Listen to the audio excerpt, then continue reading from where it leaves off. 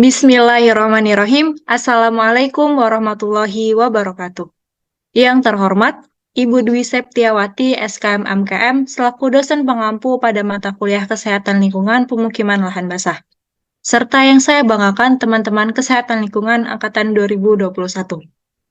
Puji dan syukur kita panjatkan kepada Allah Subhanahu wa Ta'ala, karena berkat rahmat dan ridhonya lah, kami kelompok 7A dapat berkumpul di ruang Zoom meeting ini untuk melakukan presentasi terkait master plan bencana di pemukiman lahan basah.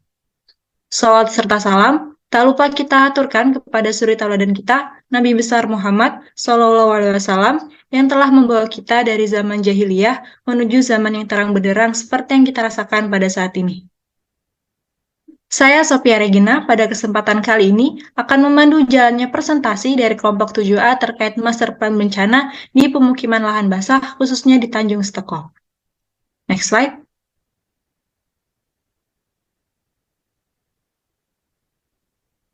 Sebelum masuk ke pembahasan materi, izinkan saya untuk memperkenalkan anggota dari kelompok 7A.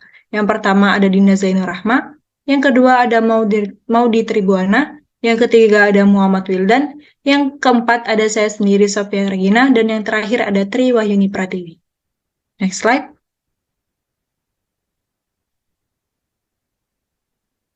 Adapun topik yang dibahas dalam presentasi kelompok 7 kali ini, yang pertama terkait lahan basah, yang dimana di dalamnya meliputi lahan basah di Indonesia, lahan basah di Sumatera Selatan, lahan basah di Ogan Ilir, manfaat lahan basah sendiri, dan juga terkait Tanjung Steko. Untuk topik yang kedua dari kelompok 7 akan membahas terkait konsep pemukiman dan juga analisis bencana, yang dimana di dalamnya mencakup lokasi geografis, karakteristik lahan, analisis potensi atau risiko bahaya bencana, dan yang terakhir adalah terkait potensi dan masalah yang ada di Tanjung Steko. Lalu untuk masalah atau fokus utama yang dibahas dari kelompok 7A yakni terkait upaya penanggulangan bencana, yang dimana di dalamnya meliputi landasan hukum, Disaster Management Plan atau rencana penanggulangan bencana yang khususnya di daerah Sumatera Selatan, dan yang terakhir terkait program dan prioritas RPB di Sumsel. Next slide.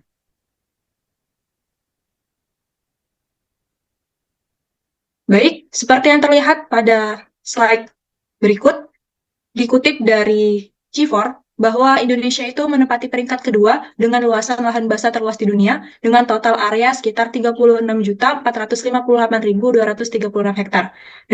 Untuk posisi pertama itu diduduki oleh negara Brazil. Next slide.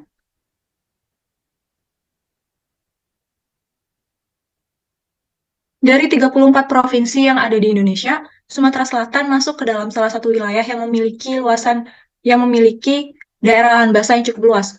Hal ini dibuktikan dari luasan daratan Sumatera Selatan sendiri yang luasnya sekitar 8,7 juta hektar, yang mana 3 juta hektarnya sendiri merupakan lahan basah yang terdiri dari gambut, rawa, lebak, dan masih banyak lagi. Untuk luasan gambutnya sendiri berkisar sekitar 1,73 juta hektar, dan untuk luasan rawanya sendiri berkisar 1,4 juta hektar. Next slide.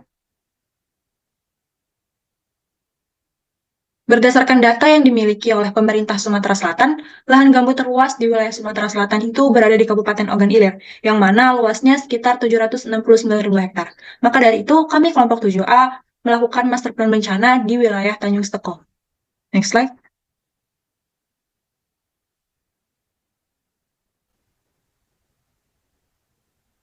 Untuk selanjutnya, yakni kita akan membahas terkait apa manfaat dari lahan basah sendiri, khususnya di Kabupaten Ogan Ilir, Provinsi Sumatera Selatan.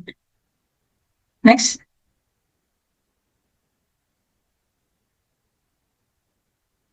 Untuk manfaat yang pertama, lahan basah dapat mencukupi ketersediaan air bersih.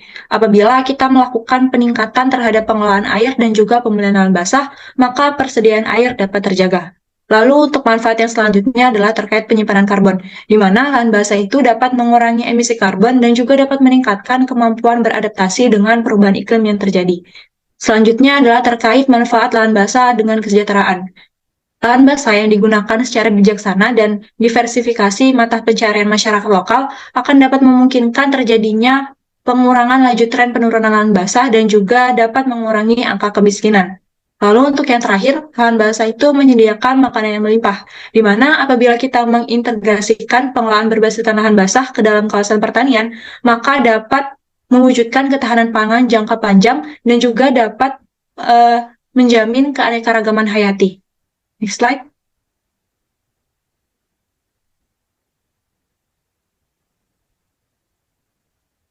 Baik, untuk penjelasan terkait konsep pemukiman lahan basah akan disampaikan oleh Saudara Wildan dan juga Triwahini Pratiwi. Padanya dipersilakan. Baik, terima kasih kepada moderator atas kesempatannya. Di sini saya akan menjelaskan mengenai konsep pemukiman lahan basah.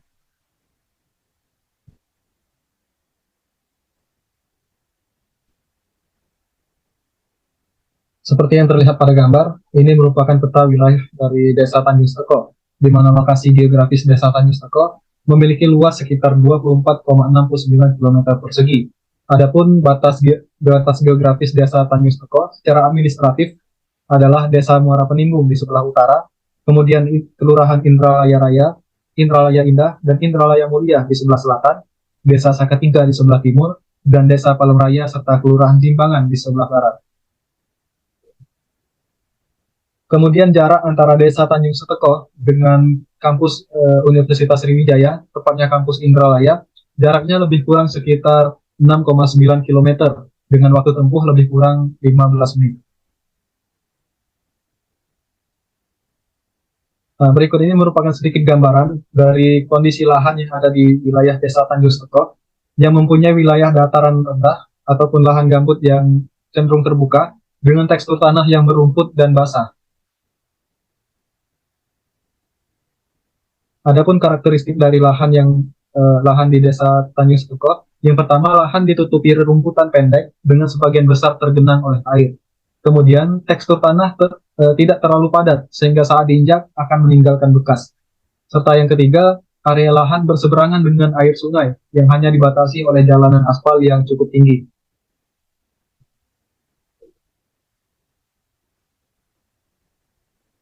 Untuk selanjutnya saya serahkan kepada teman saya, Triwahini Pratiwi.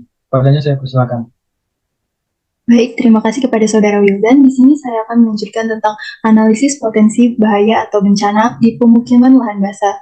Bencana adalah peristiwa atau rangkaian peristiwa yang mengancam dan mengganggu kehidupan dan penghidupan masyarakat yang disebabkan baik oleh faktor alam atau faktor non-alam maupun faktor manusia, sehingga mengakibatkan timbulnya korban jiwa manusia, kerusakan lingkungan, kerugian harta benda, dan dampak psikologis berdasarkan Undang-Undang Nomor 24 Tahun 2007. Next slide. Adapun potensi di Tanjung Seteko sendiri antara lain yang pertama ada area lahan yang luas dan cenderung datar, 2 dekat dengan sungai sebagai sumber air bersih alami, 3 dekat pabrik intake PDAM sebagai sumber air bersih, 4 kondisi lahan masih asri dan alami, 5 pertumbuhan penduduk terus meningkat sehingga kebutuhan lahan perumahan meningkat, 6 budaya kehidupan masyarakat peralihan antara desa dan kota, dan yang ketujuh luas lahan yaitu 24,69 km persegi. Adapun masalah di Tanjung Seteko sendiri antara lain yang pertama ada kondisi topografi Tanjung Seteko berupa lahan basah sehingga rentan terendam air tiap musim hujan dan memerlukan konstruksi bangunan tahan banjir dan adanya upaya mitigasi bencana. Yang kedua, sebagian daerah aliran dan resapan air tertimbun proyek jalan tol. Dan yang ketiga, kondisi lingkungan sebagian masih alami sehingga sering ditemukan hewan liar seperti kerbau, ular, dan biawak yang dapat mengganggu warga.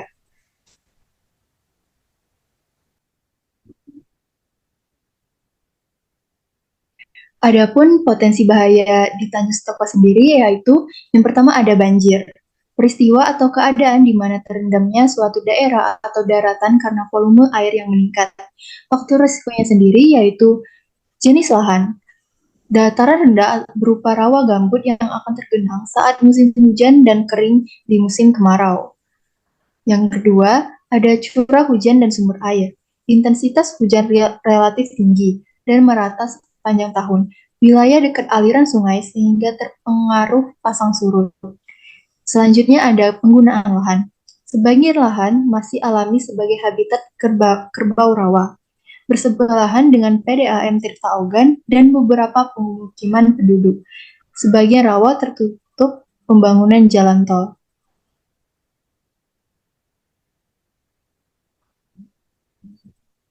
Selanjutnya ada kebakaran hutan dan lahan. Keadaan di mana hutan dan lahan dilanda api sehingga mengakibatkan kerusakan hutan dan lahan yang menimbulkan kerugian ekonomis dan nilai lingkungan. Faktor risikonya antara lain yaitu pengalihan lahan basah. Penyebab utama kebakaran berasal dari api yang ditimbulkan dari kegiatan perladangan, berpindah, dan pembalakan lokal. Selanjutnya ada faktor alam. Pada saat kondisi iklim yang ekstrim seperti musim kemarau yang berkepanjangan menyebabkan kerentanan terhadap terjadinya kebakaran.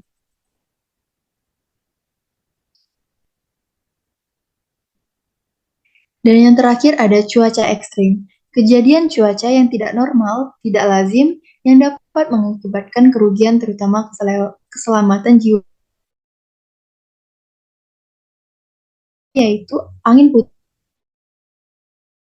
hujan lebat, angin kencang, dan badai siklon tropis.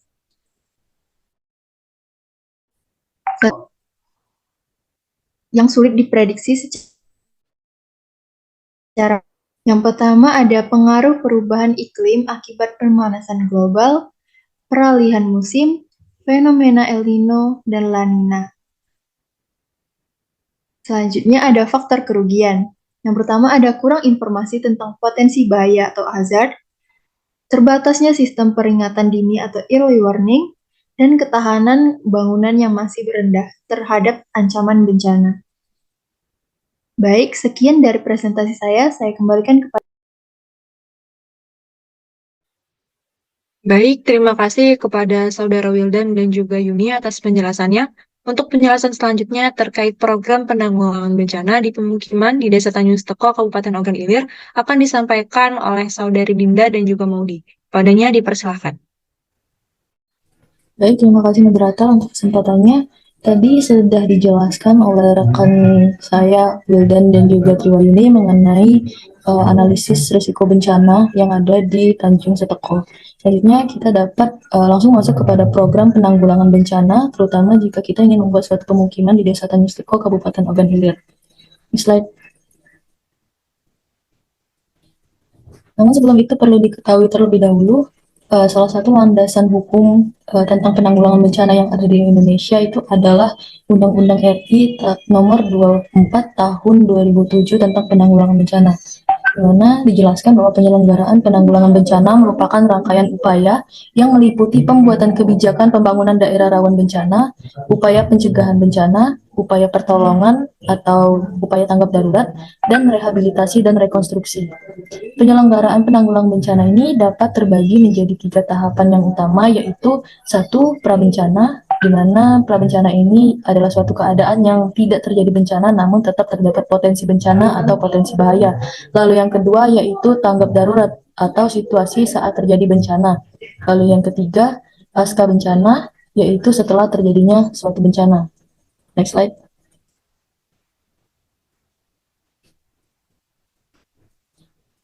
Lalu, untuk melakukan penanggulangan bencana diperlukan suatu perencanaan atau disaster management plan.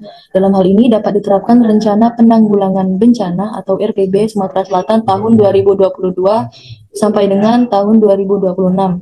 Rencana penanggulangan bencana atau RPB Provinsi Sumatera Selatan tahun 2022 hingga 2026 ini memiliki ruang lingkup yang berisikan panduan dalam penyelenggaraan penanggulangan bencana yang disusun atas berbagai kajian dari sektor-sektor yang dijabarkan di dalam visi ataupun misi mereka.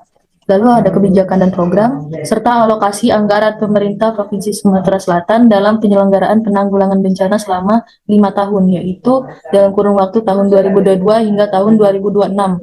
RPB berisi mekanisme dalam perencanaan, penerapan, pemantauan, dan evaluasi kegiatan pada prabencana, pada saat bencana, dan juga pasca bencana. Next slide.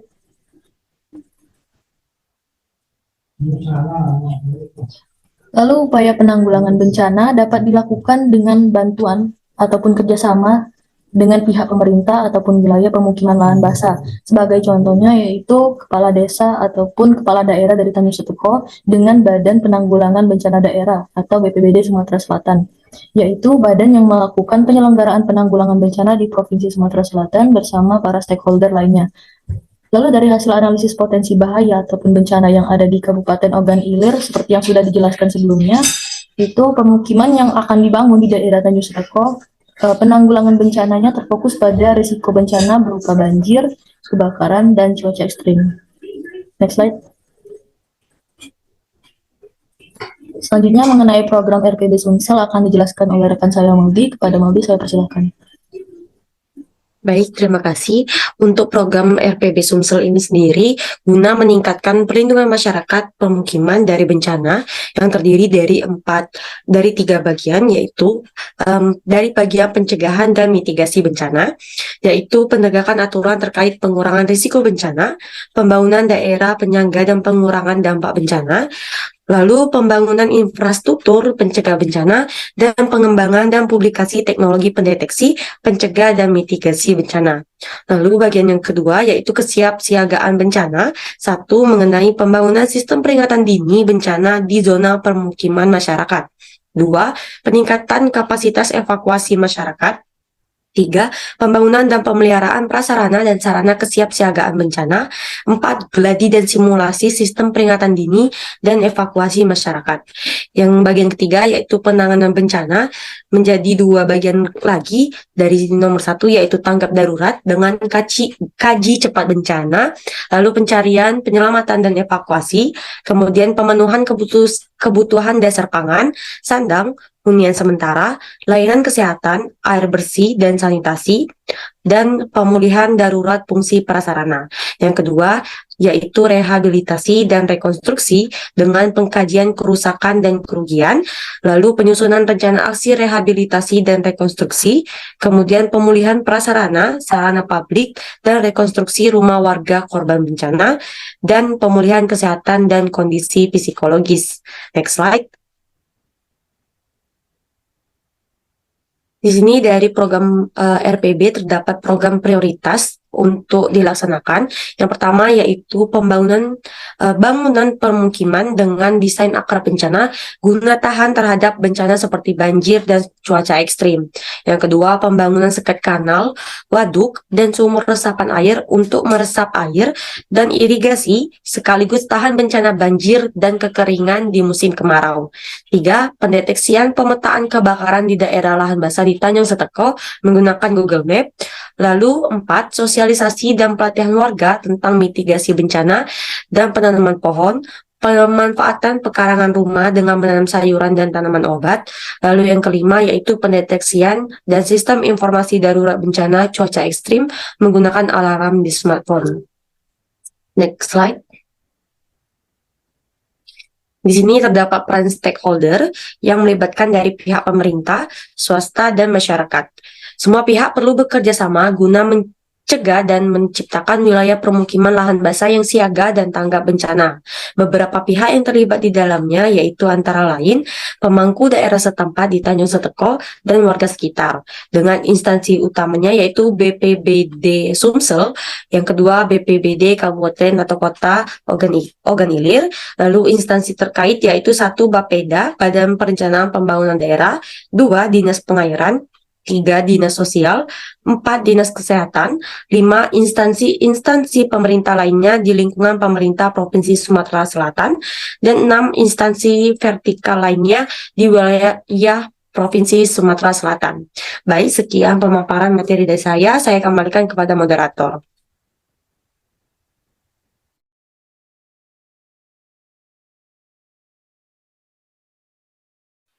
Baik, terima kasih kepada Saudari Dinda dan juga Maudi atas penyampaian materinya. Adapun diperoleh kesimpulan dari beberapa materi yang telah disampaikan oleh kelompok 7 bahwa Indonesia sendiri menempati peringkat kedua dengan lahan basah terluas di dunia, di mana Sumatera Selatan sendiri sekitar 3 juta hektarnya merupakan lahan basah yang terdiri dari gambut, rawa, lebak, dan masih banyak lagi dengan banyak manfaat yang ditinjau secara ekologis maupun ekonomi. Salah satu lahan basah, khususnya di daerah Ogan Ilir, adalah Desa Tanjung Steko, yang mana memiliki luas wilayah 24,69 km persegi, dengan karakteristik lahan tergenang air sebagian rawa, tanah lembab dan kurang padat, serta berseberangan dengan aliran sungai. Jika pada lahan ini dibangun suatu pemukiman, berdasarkan hasil analisis yang dilakukan kelompok 7 terkait risiko bencana yang dapat muncul, yang pertama adalah banjir, kebakaran lahan, dan juga cuaca ekstrim. Maka sebelum membuat pemukiman, perlu dilakukan upaya pencegahan dan juga penanggulangan bencana di daerah lahan basah tersebut dengan berlandaskan hukum Undang-Undang 24 tahun 2007 tentang penanggulangan bencana, yang mana didukung dengan program Rencana Penanggulangan Bencana atau RPB Provinsi Sumatera Selatan tahun 2022 sampai 2026, yang mana berisi terkait perencanaan, penerapan, pemantauan, dan juga evaluasi kegiatan pada prabencana, saat bencana, dan pasca bencana. Serta diperlukannya juga keterlibatan dan kerjasama lintas sektor atau stakeholders untuk menciptakan daerah yang aman dan siaga bencana, terutama di area pemukiman yang akan dibuat di Desa Tanjung Steko. Next slide. Berikut beberapa referensi yang digunakan oleh kelompok 7A dalam menyusun master plan bencana di pemukiman lahan basah Desa Tanjung Steko. Next slide. Baik, sekian pemaparan dari kelompok 7 terkait master plan pemukiman lahan basah Desa Tanjung Steko. Saya selaku moderator memohon maaf apabila ada kesalahan kata dan perbuatan. Lindungi lahan basah di sekitarmu untuk meminimalisir risiko bencana di kemudian hari. Kami, kelompok 7A, pamit undur diri. Wassalamualaikum warahmatullahi wabarakatuh.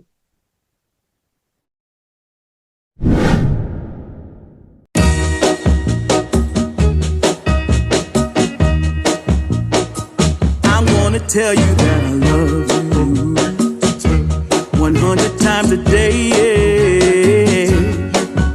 You'll get tired of my voice, that's how much I'm gonna tell you that I'll miss you. I'll miss you if you go. Yes, I'm gonna let you know just how much I tell your mama, I tell your papa too. I'm gonna let everyone know about my love, so I really hope you love me too. Yeah, I really hope you love me too.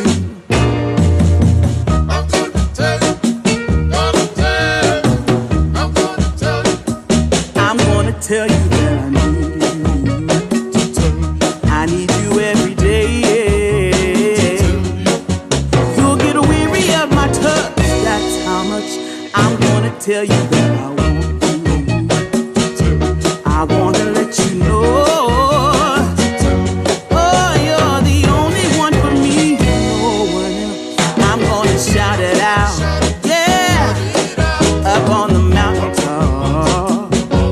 I'm gonna let everyone know about my love, so I really hope you love me too. Yeah, I really hope you love me too. Oh, there's something deep inside, yeah, that really makes me wanna speak my mind, yeah, yeah.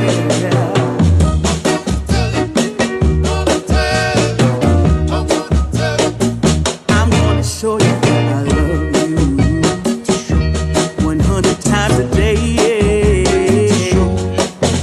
You'll get tired of my lips, and that's how much they wanna kiss you.